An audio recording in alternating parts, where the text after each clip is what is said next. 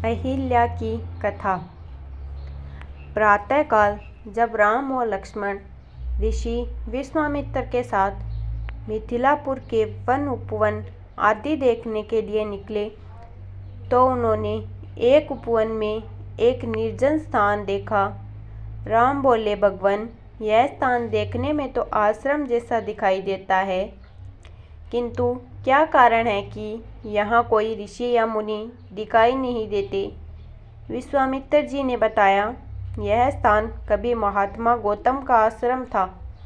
वे अपनी पत्नी अहिल्या के साथ यहाँ रहकर तपस्या करते थे। एक दिन जब गौतम ऋषि आश्रम के बाहर गए हुए थे तो उनकी अनुपस्थिति में इंद्र ने गौतम के वेश में आकर अहिल्या से प्रणय याचना की।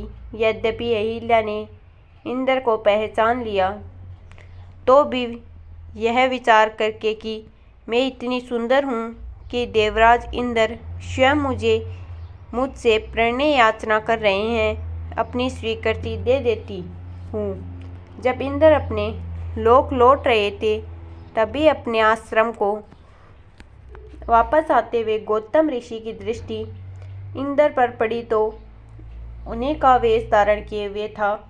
वे सब कुछ समझ गए और उन्होंने इंद्र को श्राप दे दिया।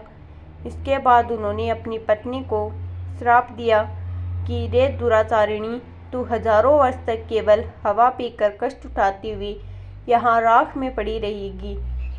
जब राम इस वन में प्रवेश करेंगे तभी उनकी कृपा से तेरा उद्धार होगा, तभी तू अपना पूर्व शरीर धारण करके मेरे पास आ सकेगी। यह कहकर गौतम ऋषि इस आश्रम को छोड़कर हिमालय पर जाकर तपस्या करने लगे। इसलिए हे राम, अब तुम आश्रम के अंदर जाकर अहिल्या का उद्धार करो। विश्वामित्र जी की बात सुनकर वे दोनों भाई आश्रम के भीतर प्रविष्ट हुए। वहाँ तपस्या में निरत अहिल्या कहीं दिखाई नहीं दे रही थी, केवल उसका तेज संपूर्ण वातावरण में व्याप्त हो रहा था। जब अहिल्या की दृष्टि राम पर पड़ी तो उनके पवित्र दर्शन पाकर एक बार फिर सुंदर नारी के रूप में दिखाई देने लगी। नारी रूप में अहिल्या को सम्मुख पाकर राम और लक्ष्मण ने श्रद्धापूर्वक उनके चरण स्पर्श किए।